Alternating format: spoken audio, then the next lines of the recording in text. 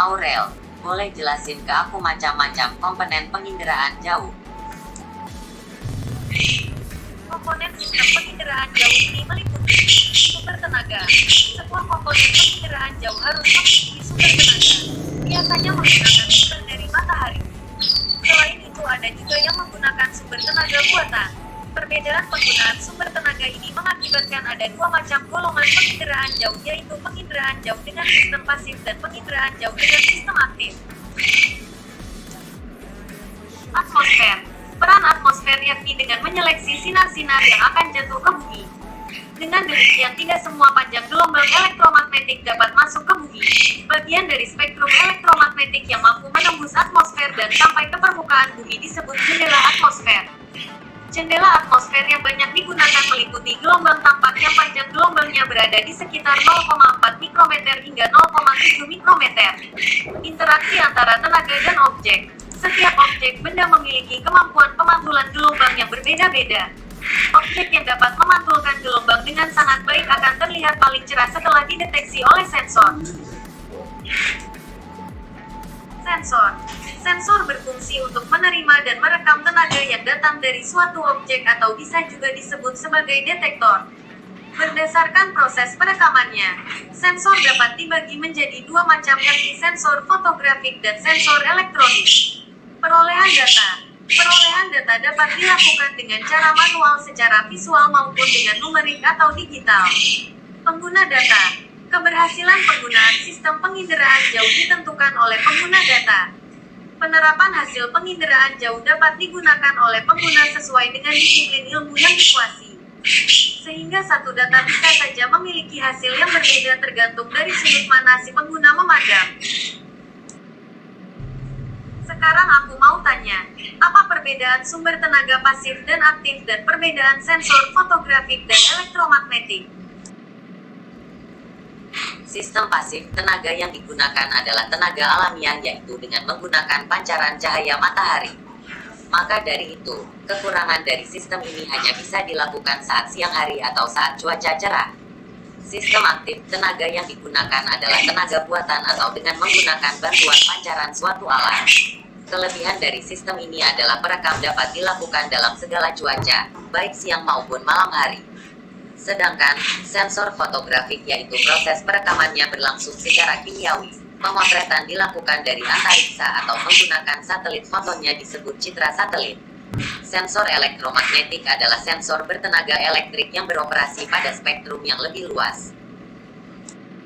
Kalau perbedaan peta dengan citra serta perbedaan citra foto dan non-foto itu apa? Penyajian peta yang selektif, kenampakan penting yang dipilih akan ditonjolkan secara jelas. Sesuai dengan tujuan pemetaannya, informasi yang diperlukan telah disadap oleh pembuat peta. Pengguna peta harus memiliki keterampilan dalam membaca. Sedangkan, penyajian citra penginderaan jauh tidak selektif. Apa saja yang dapat direkam oleh sensor akan terlihat atau tampak.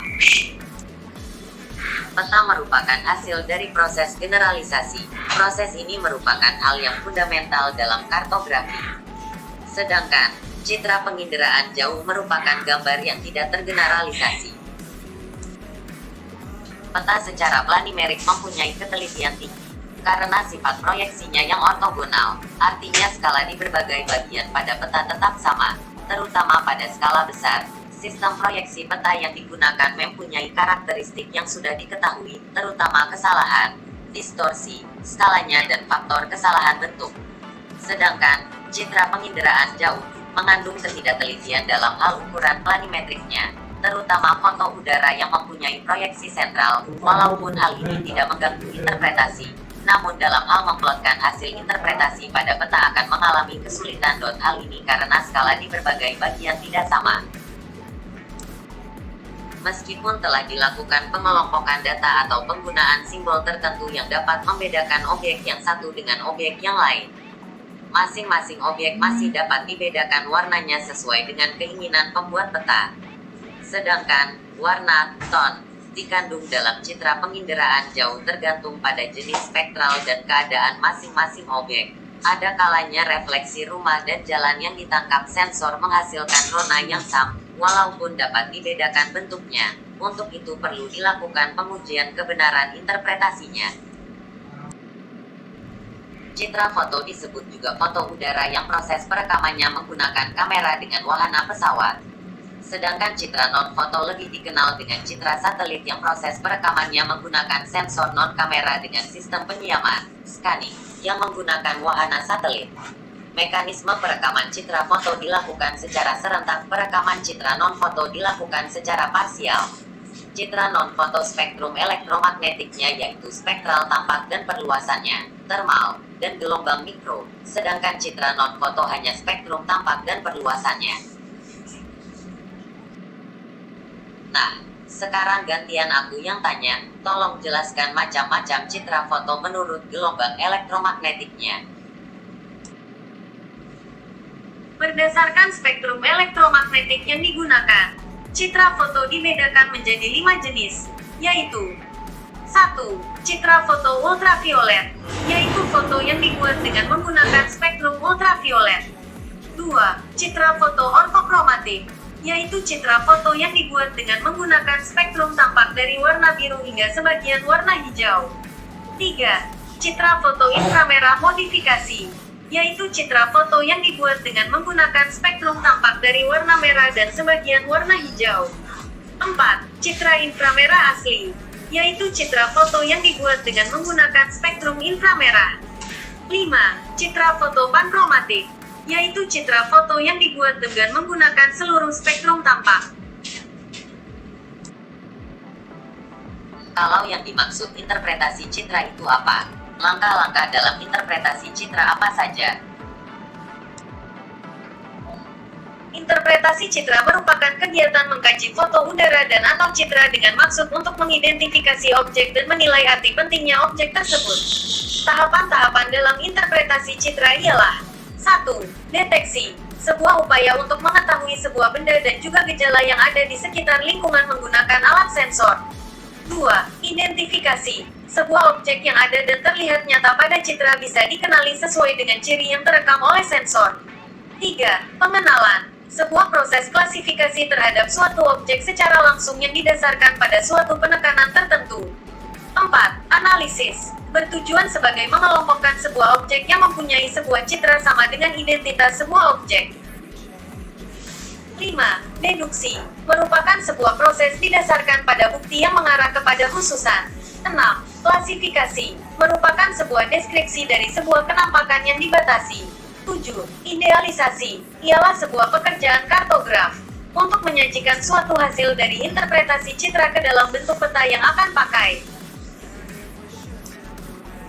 Kalau 8 unsur dalam interpretasi citra apa saja? 1. Ukuran. Setiap objek di permukaan bumi ini memiliki ukuran tertentu jika dilihat dari udara. Misalnya jika lapangan bola tentu ukurannya akan lebih besar dibanding lapangan sekolah. Ukuran perumahan akan lebih luas dibanding sekolah. Dengan melihat ukuran kita bisa mencoba mentafsirkan objek di peta tersebut. 2. Bentuk-bentuk suatu objek di permukaan bumi jika dilihat dari foto udara akan bermacam-macam. Contohnya perkebunan sawit akan memiliki bentuk seragam sedangkan hutan bakau memiliki bentuk tidak teratur.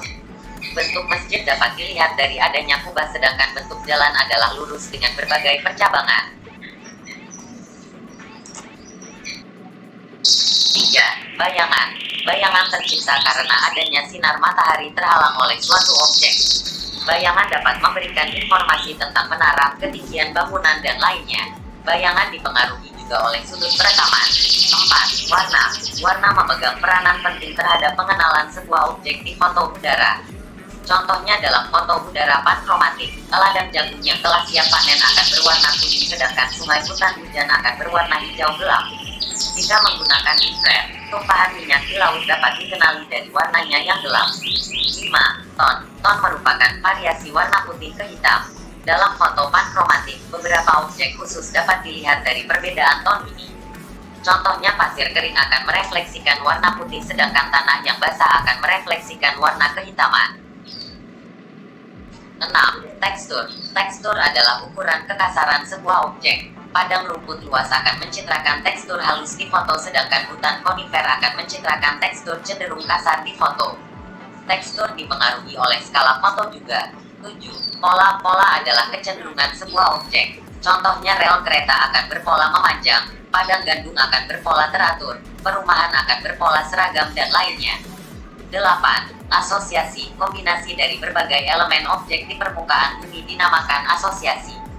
Jika kamu melihat gerbong asap di foto tentu asosiasinya adalah dengan pabrik. Jika melihat hutan bakau tentu asosiasinya adalah dengan pantai. Coba berikan contoh identifikasi citra kepadaku, beserta cirinya, bentukan alam 6 jenis dan bentang buatan manusia 6 jenis. Identifikasi. Upaya memberi penafsiran terhadap objek pada citra penginderaan jauh yang dilihat dari unsur-unsur utama spasial, spektral, serta kondisi temporalnya, seperti dilihat dari rona, warna, bentuk, pola, serta hal lainnya. Sebagai contoh, pada citra penginderaan jauh terdapat sebuah objek berukuran besar dibandingkan objek-objek di sekitarnya, dengan bentuk menyerupai huruf L. Dari ciri-ciri tersebut, kita melakukan upaya identifikasi terhadap objek tersebut. Apakah objek tersebut merupakan gedung sekolah, gedung pemerintahan, atau objek lainnya? Ciri-ciri identifikasi citra foto. 1. Ciri spektral adalah ciri yang dihasilkan oleh interaksi antara tenaga elektromagnetik dan objek. Ciri spektral antara lain: A. Rona tingkat kecerahan, sama dengan gelap. B. Warna spektrum sinar tampak sama dengan semakin dalam lautan, maka warna biru akan semakin gelap. 2. Ciri spasial adalah ciri yang terkait dengan ruang yang meliputi tekstur, bentuk, ukuran, bayangan, pola, situs dan asosiasi. 3. Ciri temporal berhubungan dengan waktu perakaman objek dan unsur objek. Ciri spektral dapat digunakan untuk mengetahui evaluasi kerusakan lahan karena tsunami dengan cara membandingkan citra sebelum dan citra sesudah tsunami. Bentang alam pada interpretasi citra. Sungai mempunyai tekstur permukaan air yang seragam. Rona gelap menandakan bahwa air tersebut jernih, sementara rona cerah menandakan bahwa air tersebut keruh. Dataran banjir. Ciri kenampakannya mempunyai permukaan yang rata dengan posisi lebih rendah dari daerah sekitar. Mempunyai rona yang seragam, tetapi terkadang juga tidak seragam. Juga sungai yang posisinya agak jauh. Gunduk pasir. Kenampakannya berbentuk sempit dan memanjang, lurus atau melengkung. Igir rendah dengan permukaan air yang datar, sejajar satu sama lain dan sejajar dengan pantai. Tidak terdapat aliran permukaan dan erosi. Hutan rawa mempunyai tekstur dan rona yang tidak seragam karena ketinggian pohonnya yang berbeda. Posisinya terletak antara hutan bakau dengan rimba di kawasan pedalaman. Hutan bakau mempunyai rona yang sangat hitam karena daya pantul terhadap cahaya rendah. Ketinggian pohon seragam dan tumbuh pada pantai yang becek tepi sungai atau peralihan air payau. Bentang buatan manusia pada interpretasi citra. Jalan raya memiliki bentuk memanjang, lebarnya seragam dan relatif lurus. Tekstur halus serta rona yang kontras dengan daerah sekitar dan pada umumnya cerah. Terowongan. Pada terowongan nampak seperti jalan atau jalan kereta api yang tiba-tiba hilang pada satu titik dan timbul lagi pada titik lain. Jembatan. Pada jembatan nampak adanya sungai atau saluran irigasi yang menyilang jalan. Terdapat bayangan karena perbedaan tinggi antara jembatan dengan sungai. Lapangan. Lapangan sepak bola berbentuk 4 persegi panjang dengan ukuran teratur, dengan rona cerah dan tekstur yang halus. Sawah. Berupa petak-petak persegi panjang pada daerah datar. Pada daerah miring bentuk petak mengikuti garis tinggi. Tekstur dan rona nampak seragam pada kawasan yang luas. Rumah mukim. Rumah mukim berbentuk 4 persegi panjang. Terdapat bayangan di tengah-tengah bagian atapnya. Terletak di dekat jalan dan ukuran rumah relatif kecil. Menurutmu, manfaat penginderaan jauh apa saja? 1. Bidang hidrologi. Alasan ERS SPOT digunakan sebagai pemantauan daerah aliran sungai dan konservasi sungai, pemantauan luas daerah dan intensitas banjir, dan pemetaan sungai dan studi sedimentasi sungai.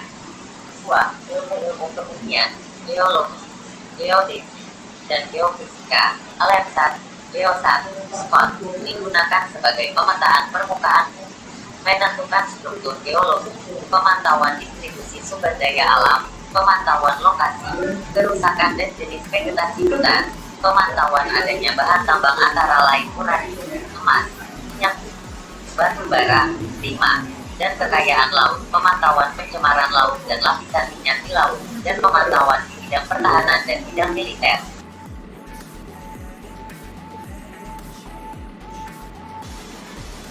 3. Bidang kelautan. Untuk pengamatan sisir laut, pengamatan pasang surut dan Landsat dan SPOT.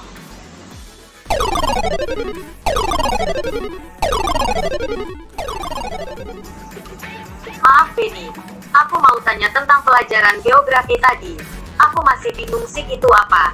Boleh minta tolong jelaskan? Baik, akan aku jelaskan, Aurel. Sistem informasi geografis berasal dari gabungan tiga kata, sistem, informasi, dan geografis. Sistem informasi geografis adalah penggunaan sistem berisi informasi mengenai kondisi bumi dalam sudut pandang keruangan, penginderaan jauh dan sistem informasi geografis SIG tidak bisa dipisahkan. SIG merupakan sistem khusus untuk mengolah database yang berisi data referensi geografis dan memiliki informasi spasial. Masukan data SIG banyak diperoleh dari citra penginderaan jauh.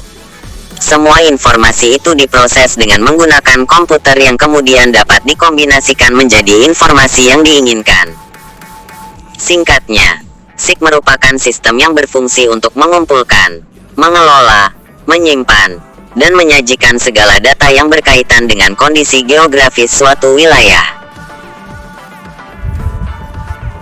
Kalau menurut para tokoh, bagaimana Ben?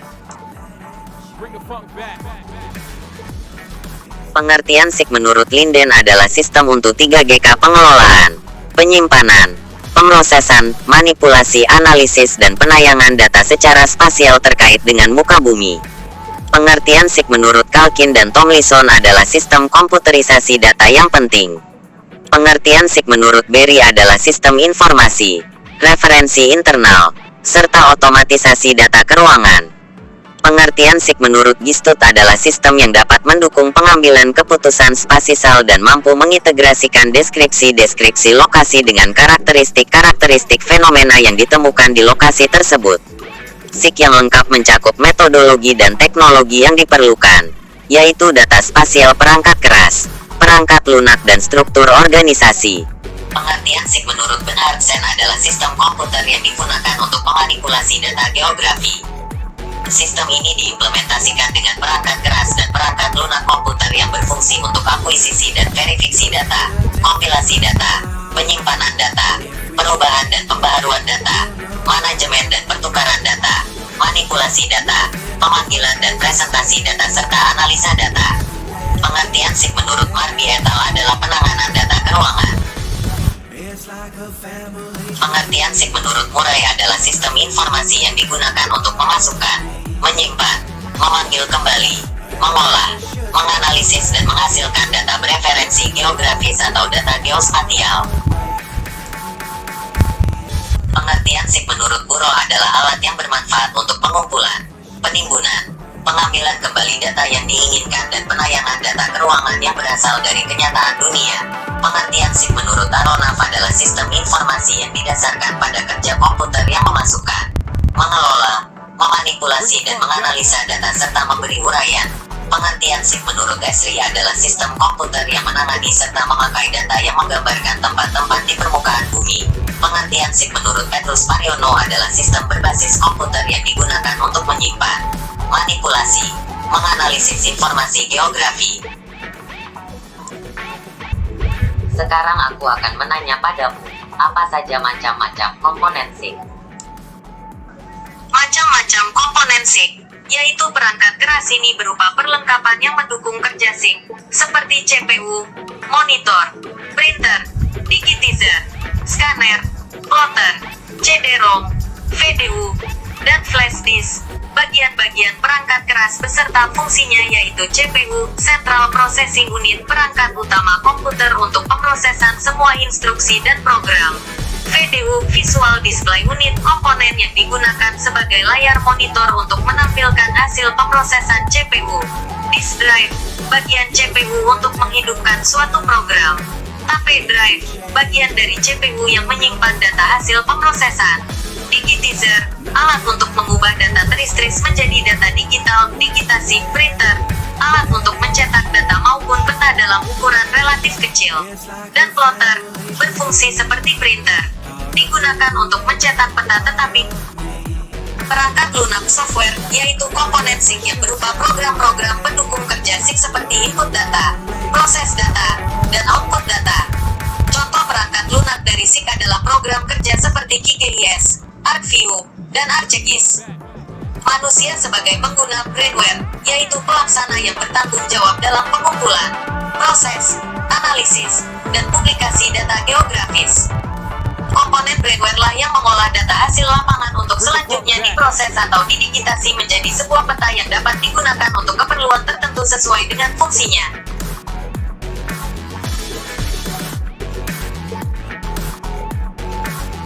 Apa saja sih subsistem dalam SIG?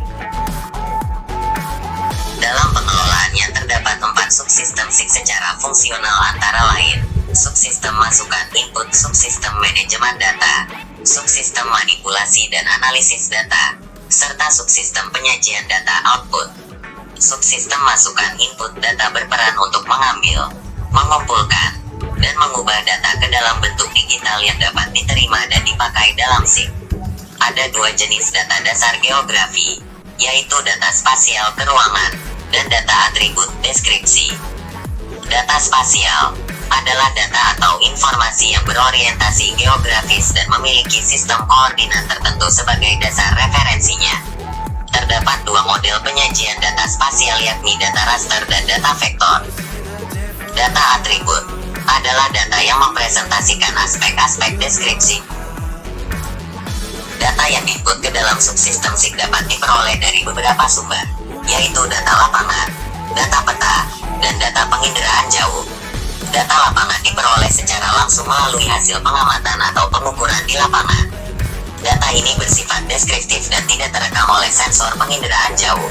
Proses input data atribut di dalam SIG dapat dilakukan melalui tabulasi, yaitu dengan pembuatan tabel. Data peta adalah data yang berasal dari peta yang telah diubah dalam bentuk digital. Proses input data spasial ke dalam SIG dapat dilakukan dengan 2 cara, yaitu digitasi dan pemindaian. Data penginderaan jauh berbentuk citra satelit dan foto udara.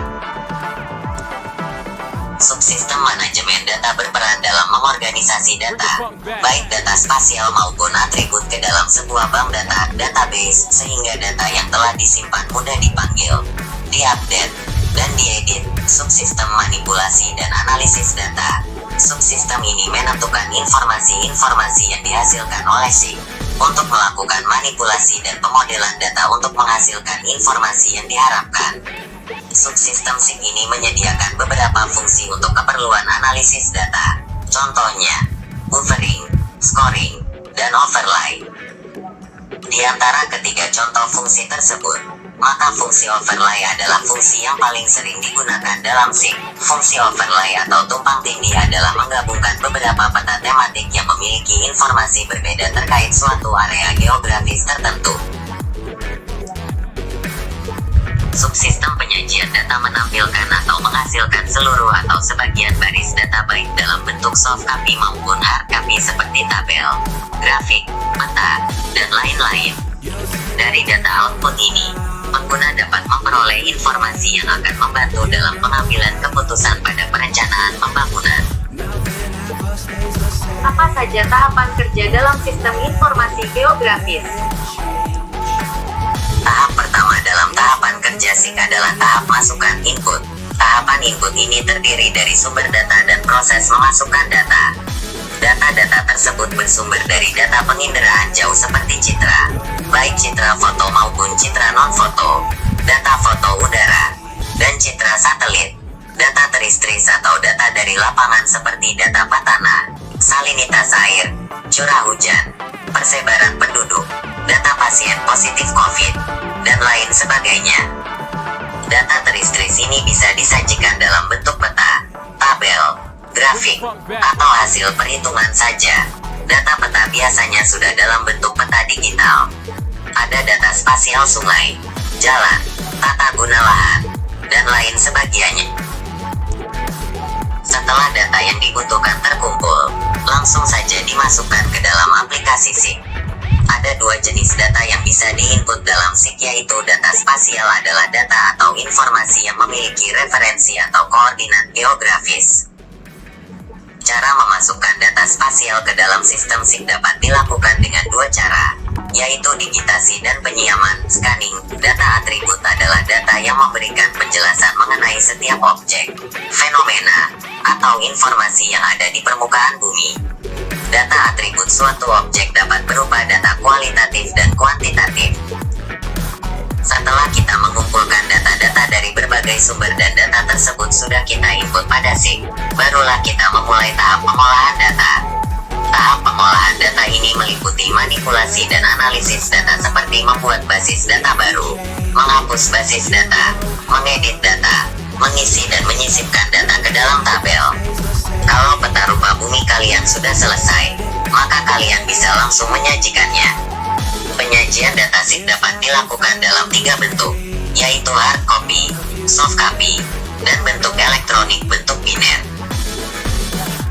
Analisis SIG dapat dilakukan dengan berbagai cara sesuai dengan kebutuhan pengguna data seperti analisis klasifikasi, overlay, networking, buffering, dan 3 dimensi. Analisis klasifikasi adalah suatu proses mengelompokkan data ke ruangan spasial. Contohnya dalam klasifikasi pola tata guna lahan untuk permukiman, pertanian, perkebunan, atau hutan berdasarkan analisis data. Analisis overlay adalah proses untuk menganalisis dan mengintegrasikan tumpang tindih 2 atau lebih data ke ruangan yang berbeda. Contohnya dalam analisis daerah rawan erosi dengan menggabungkan data ketinggian, jenis tanah dan kadar air. Analisis networking seringkali dipakai dalam sistem jaringan telepon, kabel listrik, pipa minyak atau gas, maupun pipa air minum. Dengan menggunakan analisis buffering, kalian bisa mengetahui berapa parameter objek dan luas wilayahnya. Analisis 3 dimensi. Analisis ini digunakan untuk memudahkan pemahaman karena data divisualisasikan dalam bentuk 3 dimensi. Penerapannya bisa digunakan untuk menganalisis daerah yang rawan terkena bencana. Wow, hebat sekali kamu. Terima kasih. Sekarang aku sangat paham mengenai sistem informasi geografis. Sama-sama Aurel. Aurel, aku masih belum paham tentang macam-macam sumber data dalam SIG, boleh kamu jelaskan? Macam-macam sumber data dalam SIG, yaitu data penginderaan jauh remote sensing, adalah data dalam bentuk citra dan foto udara atau non-foto. Data lapangan teristris yaitu data yang diperoleh secara langsung melalui hasil pengamatan di lapangan karena data ini tidak terekam dengan alat penginderaan jauh. Misalnya, batas administrasi, kepadatan penduduk, curah hujan, tanah, kemiringan lereng, suhu udara, kecepatan angin, dan gejala gunung api. Data peta map yaitu data yang telah terekam pada kertas atau film. Misalnya, peta geologi atau peta jenis tanah yang akan digunakan sebagai masukan dalam SIG, kemudian dikonversikan, diubah ke dalam bentuk digital. Data statistik yaitu data hasil catatan statistik dalam bentuk tabel, laporan, survei lapangan, dan sensus penduduk. Data statistik diperoleh dari lembaga swasta atau instansi resmi pemerintah, seperti Biro Pusat Statistik BPS. Data statistik merupakan data sekunder, yaitu data yang telah mengalami pengolahan lebih lanjut.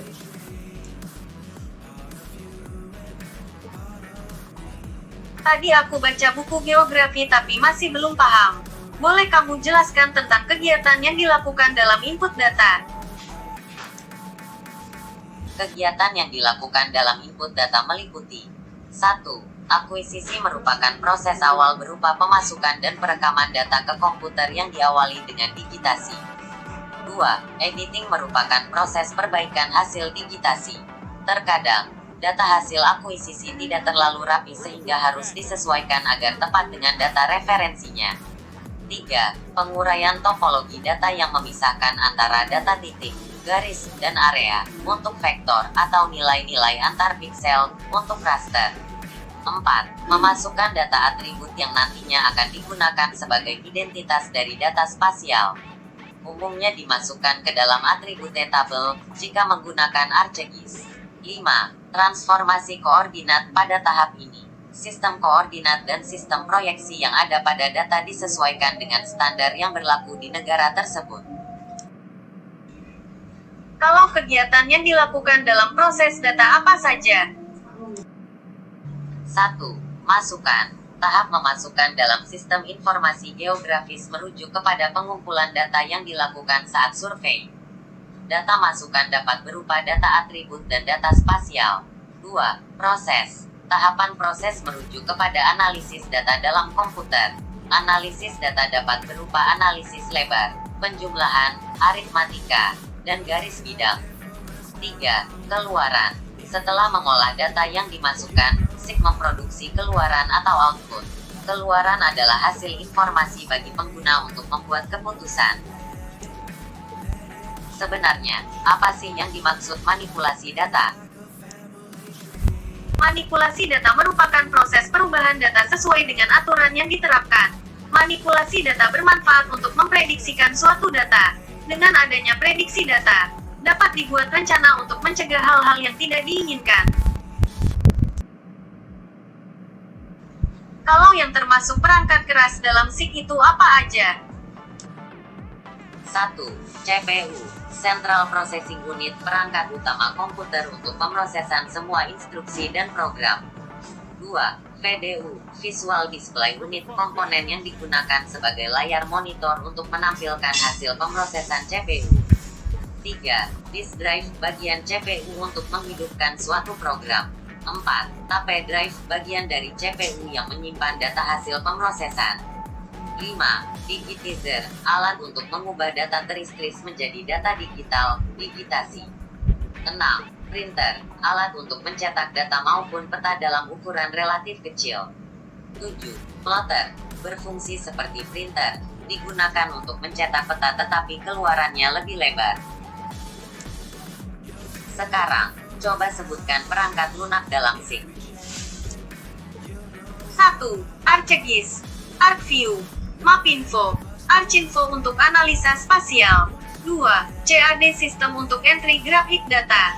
3. ERDAS serta AirMap untuk proses remote sensing data atau penginderaan jauh. 4. Modul dasar perangkat lunak seperti modul pemasukan, pembetulan data, modul penyimpanan, pengorganisasian data, modul pemrosesan, penyajian data, modul transformasi data, juga modul interaksi dengan pengguna input query. Kalau kelebihan dan kekurangan SIG apa saja? Kelebihan SIG yaitu 1. Sangat efisien untuk lapisan peta yang baik. 2. Cepat untuk cek update. 3. Pemeliharaan data per unit murah. 4. Data atribut dan peta mudah dimanipulasi dengan mudah. 5. Interaktif antara peta dan komputer. Kekurangan SIG yaitu 1. Biaya tinggi serta pemeliharaan terus-menerus. 2. Biaya tinggi untuk data awal. 3. Perlu keahlian khusus. 4. Kompatibilitas data sulit. 5. Output hard copy dalam skala peta mahal. Oh begitu. Terima kasih telah mau bertukar informasi denganku. Terima kasih kembali, Aurel.